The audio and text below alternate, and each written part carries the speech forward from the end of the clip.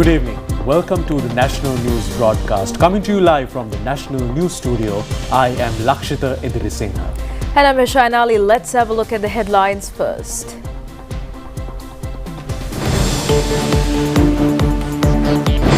The government has taken measures to minimize the impacts of VAT amendment. Many areas have gone underwater due to heavy rains.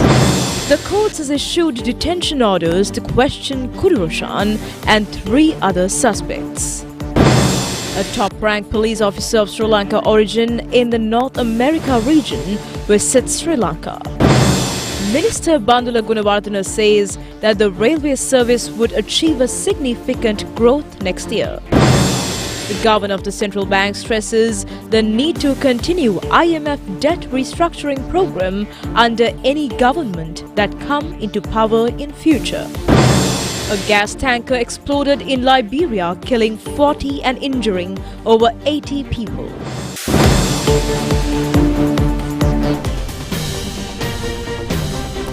On to those stories and others in detail, and your top story for tonight is the tax policy advisor at the Ministry of Finance, Thanuja Pereira, has affirmed that the government is diligently addressing the impact of the value-added tax revision. And this involves the elimination of the additional taxes on goods and services under VAT and implementing necessary tax adjustments. And it was highlighted that even individuals with expertise in economics are circulating a misconception suggesting that family monthly expenses will increase by an additional 40,000 rupees post the VAT amendment on January 1st. Thanuja Pereira conveyed this information during her participation in the special press conference held at the Presidential Media Centre yesterday under the theme of Value Added Tax Amendment Act and its impact. Tax policy advisor at the Ministry of Finance, Thanuja Pereira, said that, however, certain individuals are circulating misconceptions about this measure.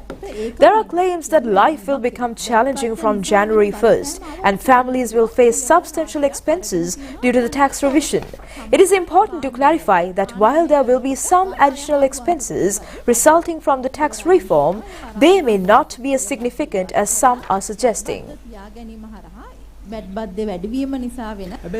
of the State Revenue Unit of the President's Office, KKI Randu, said that it is noted that certain essential items and services impacting the public significantly, such as educational services, electricity, health, medicine, passenger transportation and nearly 90% of various food items, including vegetables and fruits, continue to be exempt from VAT. Furthermore, 65 items subject to special commodity levies such as spreads, large onions and dried fruit are not subject to VAT. Comparing global standards, Director General of the State Revenue Unit of the President's Office, MJ Gunasiri, highlighted that in many countries, VAT revenue constitutes between 6 to 8% of the gross domestic product. However, in Sri Lanka, the VAT revenue for the current year is at 2.2% of GDP. The expectation is to increase VAT revenue to around 4% of GDP in 2024. Deputy Director of the Economic Research Department of the Central Bank of Sri Lanka, Jagath Edrisinghe, said that by comparing inflation forecasts before and after the tax revision estimated by the Central Bank, it is projected that inflation will increase by 2 to 3% due to rising prices. However, he mentioned that the Ministry of Finance and the Inland Revenue Department are actively working to provide relief by removing other taxes on goods and services subject to value-added tax and making necessary tax adjustments. Commissioner of the Department of Inland Revenue, A.M. Nafir, emphasized that starting from January 2024, all individuals above the age of 18 must obtain a tax identification number from the Inland Revenue Department. He clarified that obtaining the registration number and opening tax files are distinct processes.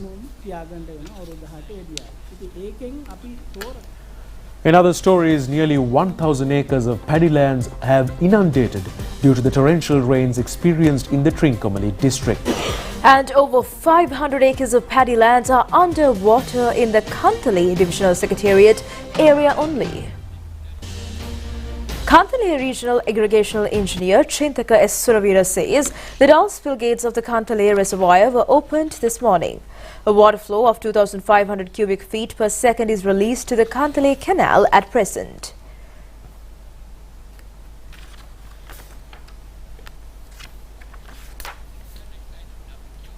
Due to overflowing of Mahavali River, the Polonnaruwa-Battikaloa main road at Galal and Manampitiya area has gone underwater. The police therefore stopped light vehicle transport along this area temporarily from 2 p.m. yesterday. Heavy vehicles, including lorries and buses, are only allowed to use the road. As the water level of the Mahavali River is increasing, the water level of the main road is also rising. The police therefore advised the motorists to be vigilant in driving along the inundated roads.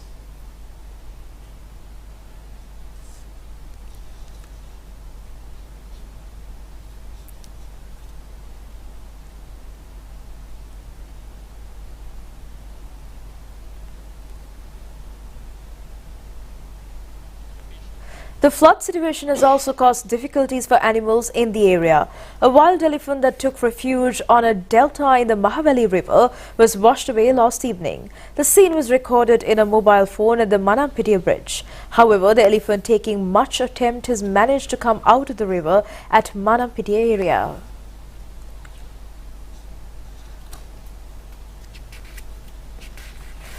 Also, due to the floods of Mahavali River, the Somavatiya sacred area has gone underwater for the second time in the recent past.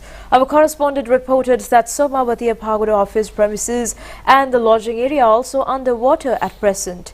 Buddhist monks of the Somavatiya temple have moved to safer places at present. A set of power lines collapsed onto the Udnur-Napier road in Haliyala this morning. Our Haliyala correspondent said 2 houses in Valimada area were severely damaged due to a fall of earth mounds. Water flow of the Bombru Alla waterfalls in Uva has increased. Heavy rains are experienced in the Hambantota district as well. 3 sluice gates of the Mutrajwala reservoir are open at present, releasing 650 cubic meters of water per second. 2 sluice gates of Varapitiya tank have also opened, causing heavy floods. Dabul, Galevala, Sigiriya and Naul areas are receiving torrential rains continuously for over 3 days. All small and large canals and irrigational tanks are full to the brim due to this situation. Khattaragama correspondent reported that 2 sluice gates of Vehragala reservoir are open, now causing flood threat to Khattaragama, Sela Khattaragama and low-lying areas of other banks and Manik River. The Yukta Operation launched against the drug smugglers and organized crime gangs continues throughout the island. Police said 1,467 suspects were taken into custody by the raids conducted yesterday, and out of them 36 are females.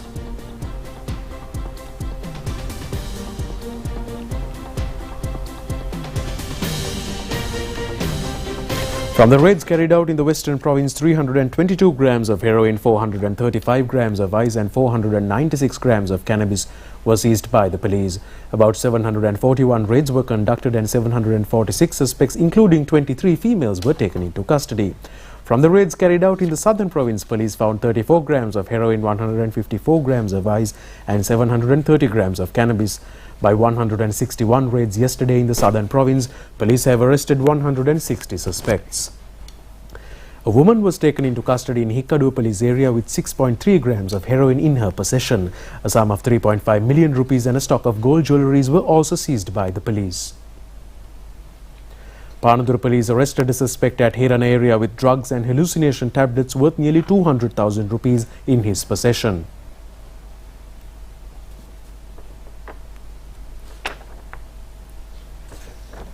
In a raid conducted in the Kurunagal area, police arrested 5 suspects with ice, Kerala cannabis, heroin and illicit liquor. 3 houses owned by the suspects have also been earmarked.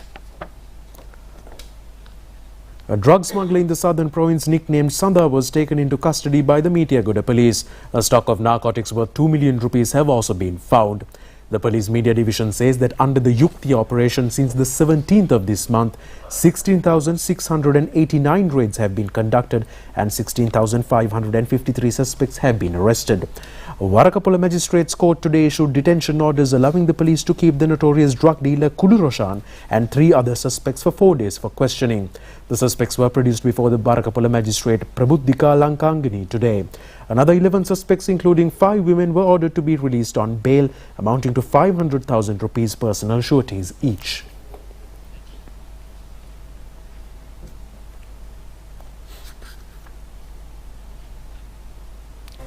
Meanwhile, a Canadian police chief, Nishan Dorepa, says that Sri Lanka has undergone many positive changes during the post-war period. And he says that he is happy about this positive development as a Canadian citizen with Sri Lankan origin. Nishan Dorepa is the chief of police division of Ontario State in Canada, and he made these remarks at a media briefing held at the police headquarters in Colombo today. Outside of Sri Lanka, the largest Sri Lankan population is in Canada itself, right? And of which most of them are in Ontario area, which is the province that I live. So, you know, as it relates to, you know, our Sri Lankan diaspora, we have seen them become very successful in many different areas: business, education, health, justice. At a time when I was there were only probably 3 Sri Lankans, period, in policing in Canada. I have now seen an increase in the number of officers nationally in Canada that are Sri Lankan, so probably several hundred nationally, which is a real great thing. You know, the Canadian Sri Lankan community is doing well in multiple sectors at the same time. So we have seen, you know, the profile of Sri Lankans in many different professions come to the forefront. So it's a real great thing for people here back home to be proud of, to see the footprint really significant right across this world. The last time I was here was in 2003, and obviously so much has changed now.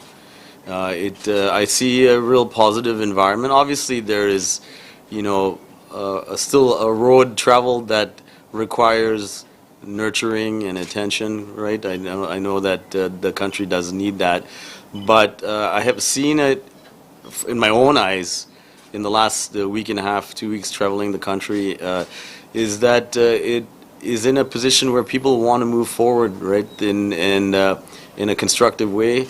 I've seen the growth in infrastructure really remarkable. Right from the north to the south. I spent some time in the north, and now I'm in the south.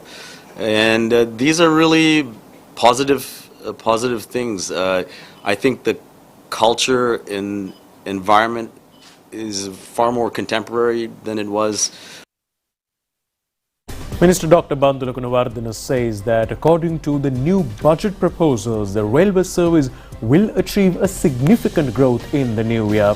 He made these remarks at a press briefing held in the Government Information Department today. Minister Dr. Bandula Gunawardena said that under the budget plans there are 2 major proposals to develop transport services. In many developed countries such as Malaysia, Singapore, Japan and Western countries, lands belong to the railway sector has been very effectively deployed. Especially new towns have been created based on railway routes. The government will initiate a special program next year to develop railway services. A new railway line will be constructed from Anuradhapura to Mihintale Junction. Under the Visal Anuradhapura Metropolitan Project, a wholesale goods exchange centre will be set up in Mihintale. This wholesale trade centre will cost-effectively distribute consumer items to 3 provinces, including Anuradhapura city. Assets and properties of the railway department will be managed in a very effective manner in the next year. And in the meantime, the Central Bank of Sri Lanka launched its Economic Stability Review for the year today. The measures that should be taken for a positive economic development in future and stability of financial system in the island are included in this report. The Central Bank points out that Sri Lanka's economy is facing a challenging period, even with positive characteristics. There is economic crisis. The economy contracted by 8% last year, and still some contraction for staff, which means balance sheets of households, corporates, and even individuals, and even poor people have been affected. But obviously, you know, when you look at this recent DCS survey results, obviously says every level of people in this country have been affected as a result of this food inflation 95%, this other inflation 70%. That's why what we have been saying all the time, most important one is to address inflation and bring it down. So if you look at this survey results of DCS that was out recently, it's a very important the result, saying that 95% of people have adjusted the kind of lean standards and coping procedures because their income and expenditures have been affected. That's reality is that 95% was food inflation, with large low-income people's major expenditure is a food basket. So that's consistent with what we are saying last. That's why we are trying to bring it down, the inflation, so that going forward that impact would be lower. So today number came out, I think 4%, just announced today. I think we think it will one-off impact with the inflation, full impact maybe another 2 to 3% increase in end of January. So that will one-off increase and that will gradually fade out going forward. It won't sustain that long. So our target is to bring it down to 5%. So that will immediately go up to close to probably about 6% and close to 7%, and it will come down later.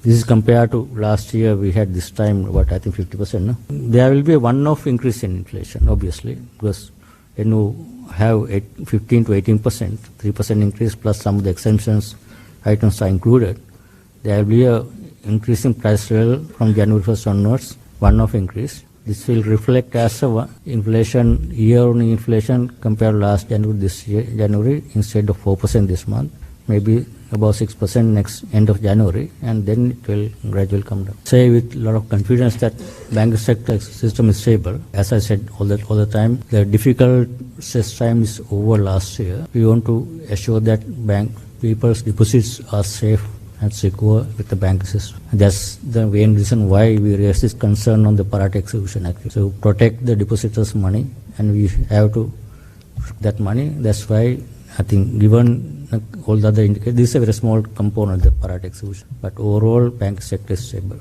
So I think more comfort is that government has already allocated additional 450 billion in case if there's a need for recapitalization. We have been able to get the government allocated some comfort, and buffer is already there.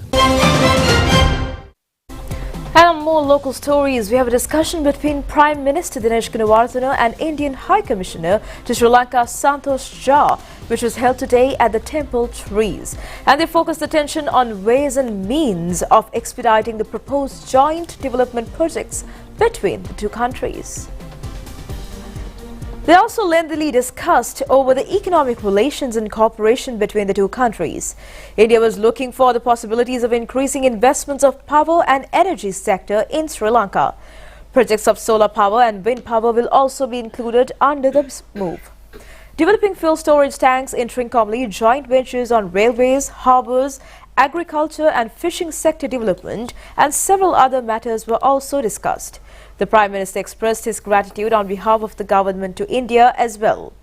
The Prime Minister also thanked for the support extended by the Indian government to obtain support of the International Monetary Fund over the economic crisis in the island. Then the Indian High Commissioner stated that India will be committed to continue this agreement on the 14 matters between the two countries to enhance the Indo-Sri Lanka cooperation. Parliamentarian Yadmin Gunawardena, Prime Minister Secretary Anura Dissanayake, Indian Deputy High Commissioners Satyanjal Pandey and many others were present at this discussion.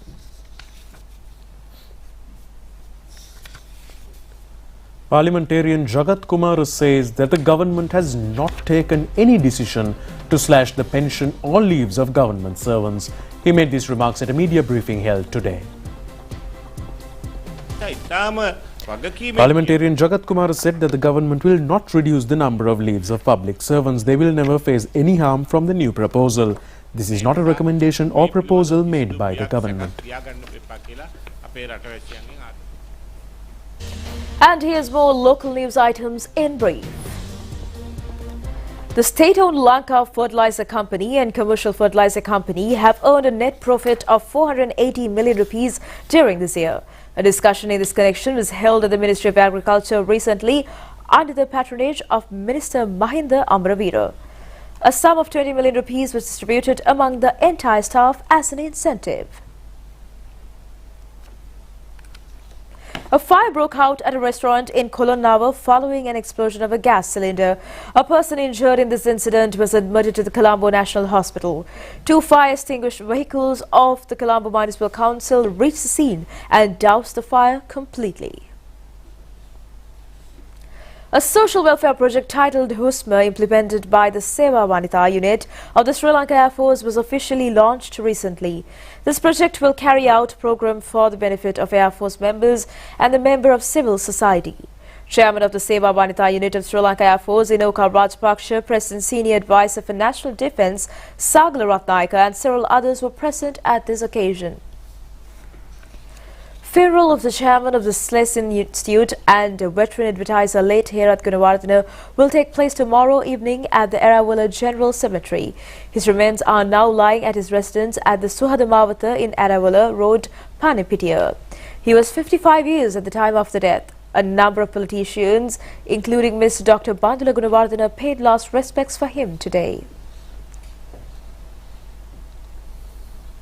Gamanu Bandara Walisundara was elected as the Basnayaka Nilame of the historic Bolutme Maha Saman Devalaya, Balangoda today. The election was held at the Ratnapura District Secretariat under the patronage of Commissioner General of Buddhist Affairs, Kirti Siribandana. Kurunegala District Director of Health Services Dr. Pramita Shantilata says that dengue fever is spreading rapidly in the district. Dengue larvae has been detected from 7 school premises in the Kurunegala municipality area. Dr. Pramita Shantilata pointed out the need to clean the school network in the district without delay, since the exams are scheduled to be held in the next month.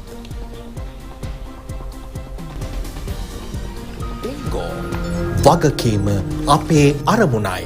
ජාතික රූපවාහිනිය සමග මෝටීන්. Dengue නැති හෙටක්.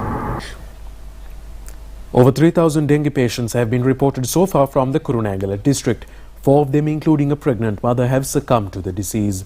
This information was revealed at the Kurunegala District Development Committee meeting held recently. The Health Services Director pointed out the need to separate a day to clean the government institutions in the district. In addition to schools, dengue larvae have been detected from about 400 premises, including religious places, households, shops and work sites. ඩෙංගෝ වගකීම අපේ අරමුණයි. ජාතික රූපවාහිනිය සමග මෝටීන්. Dengue නැති හෙටක්. That's it on local news. Stay tuned with us for news from overseas. Prima Kutumi, stay.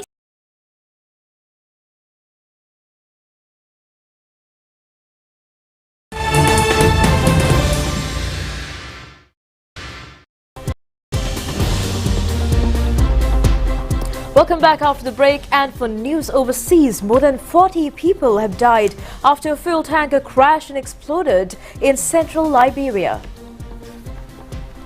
The tanker overturned along the road in Totoa town, about 130 kilometers from the capital, Monrovia.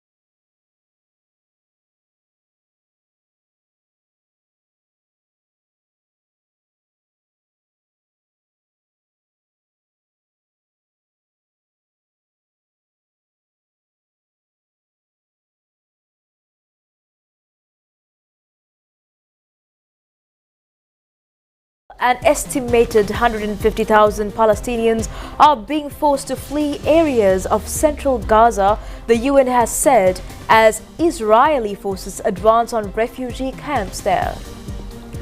Witnesses and Hamas armed wing reported that tanks had reached the eastern outskirts of Bereji camp. Israel's military recently expanded its ground offensive to target Bereji and nearby Nuzaret and Magzi camps. Israel's bombardment also killed dozens of people across Gaza yesterday. The Hamas-run health ministry said Egypt has confirmed that it has put forward a three-stage proposal to stop the fighting, which ends with a ceasefire. A Hamas delegation is said to have arrived in Cairo to give its response to the plan. The war was triggered by unprecedented cross-border attack by Hamas gunmen on southern Israel on 7th October, in which 1,200 people were killed, most of them civilians, and about 240 others taken hostage. More than 21,300 people have been killed in Gaza.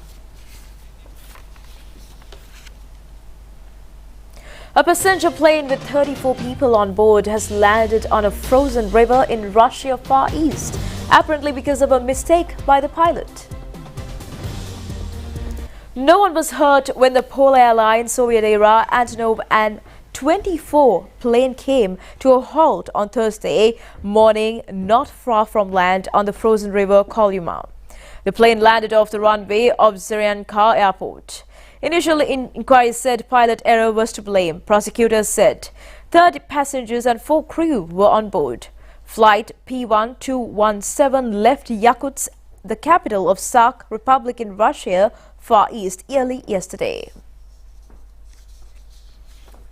Prima Kutumi. Stay safe, eat hot.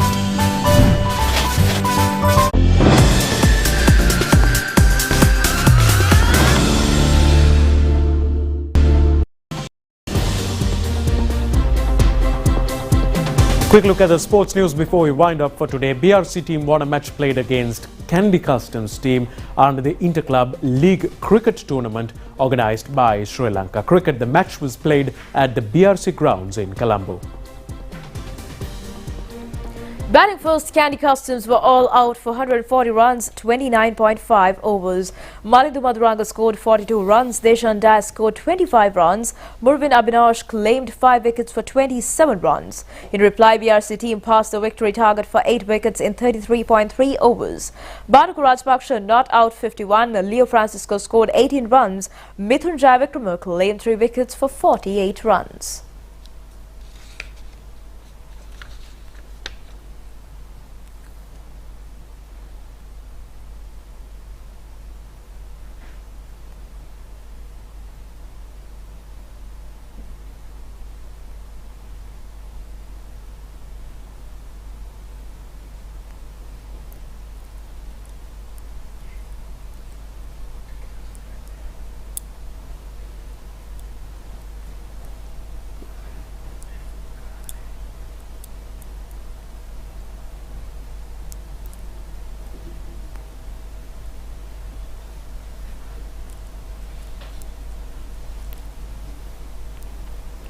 In another match played in NCC cricket grounds in Colombo, NCC team defeated Sri Lanka Army team. Batting first, Sri Lanka Army team scored 163 runs in 35.2 overs.